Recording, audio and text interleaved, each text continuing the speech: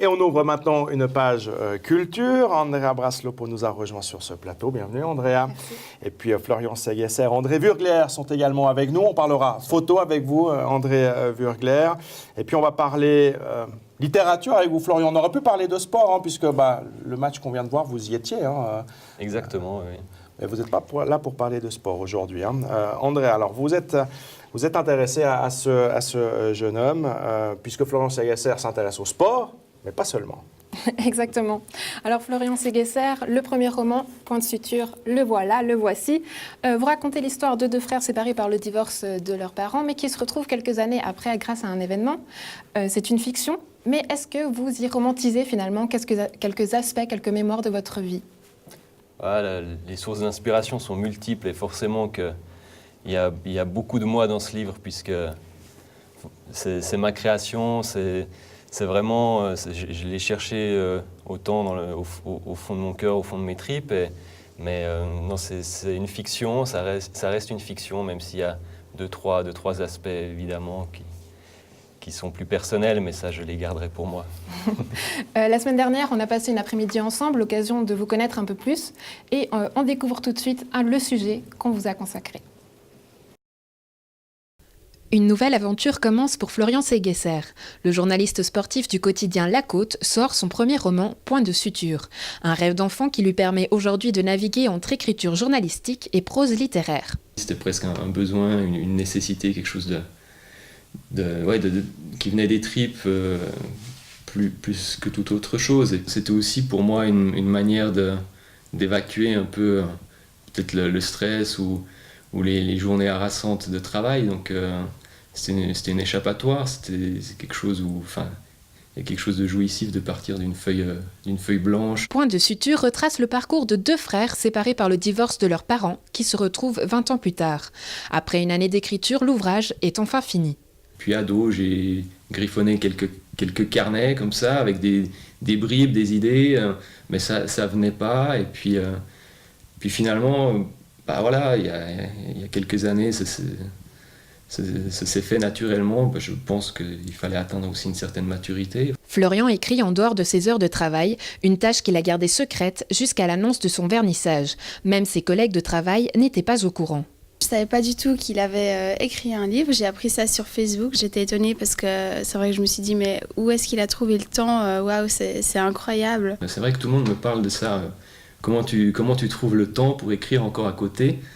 Pour être honnête, j'ai pas de réponse vraiment parce que ça s'est fait de manière très naturelle et c'était pas du tout un sacrifice. J'ai pas du tout mis de côté certaines autres activités. Et parmi les lecteurs de ses comptes rendus sportifs, Florian Segesser peut déjà compter sur des fans venus assister au match de basket BBC Nyon-Vevey.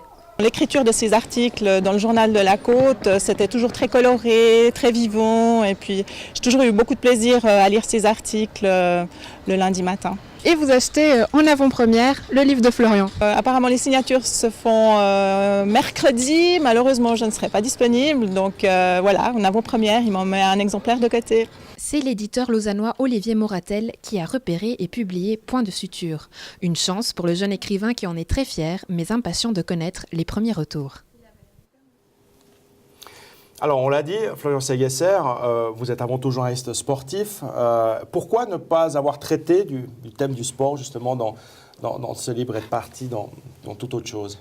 Parce que j'en avais envie, principalement. C'était pour moi aussi une soupape à côté du métier de journaliste sportif. Je suis heureux de m'évader après le bureau, les heures de bureau, de toucher à autre chose, que ce soit voilà, la littérature, c'est un autre moyen d'expression et c'est pour moi aussi une autre manière d'explorer certains domaines qui me sont chers. Au lendemain de votre vernissage, comment est-ce que vous vous sentez?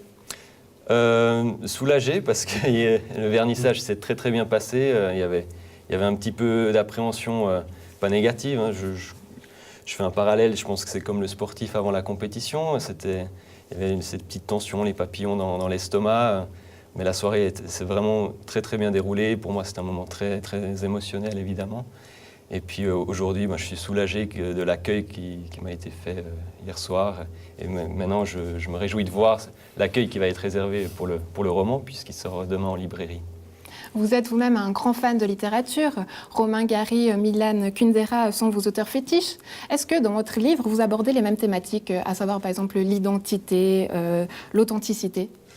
L'authenticité, oui. Enfin, moi, j'ai écrit sans calculer et sans aucune prétention. Donc, c'est un travail que j'estime très honnête et j'en suis très fier. Après, sur les sources d'inspiration, il y a beaucoup d'auteurs que j'adore, notamment Romain Gary et Milan Kundera, mais je ne pense pas à eux quand j'écris. En fait, j'ai mon idée, mes thématiques, vraiment le chemin que je veux parcourir et je me lance là-dedans sans trop me soucier du reste. Après, ce sera peut-être aux autres personnes de voir si les influences ressortent ou pas, mais moi, je ne pense pas à ça en écrivant. Les choses se passent plutôt bien pour vous en ce moment. Olivier Moratel, éditeur, a décidé de publier votre livre. C'était la maison d'édition, un peu votre coup de cœur, on va dire. Et puis, les premières critiques sont bonnes. On peut notamment parler de Stella Nouvera, qui parle d'une plume forte et délicate, d'un roman émotionnellement troublant. À l'avenir, vous espérez devenir le prochain Joël Dicker? J'espère rien du tout. Pour moi, ce qui était important dans ce projet, c'était le chemin. Enfin, c'est le chemin que j'ai parcouru du point zéro, au moment où je suis parti d'une feuille blanche avec mes idées, jusqu'au point où on a une fois le bouquin enfin entre ses mains quand il est sorti de presse. Et pour moi, c'est ce parcours-là qui est très important. Ça m'a permis aussi pour moi de grandir, d'explorer d'autres facettes de ma personne et puis aussi de faire de belles rencontres avec Olivier Moratel, Aurora Randa, sa responsable éditoriale qui a découvert le roman.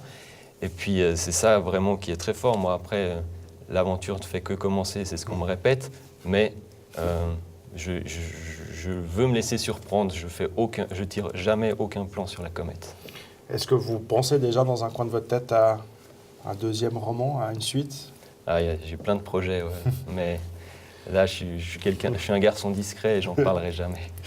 Vous reviendrez sur ce plateau pour nous parler du deuxième roman, le jour où il sortira, puis peut-être pour nous parler de sport avant cela. Mais avec grand plaisir. Et on vous accueillera également avec grand plaisir. Merci beaucoup, Florian Segesser.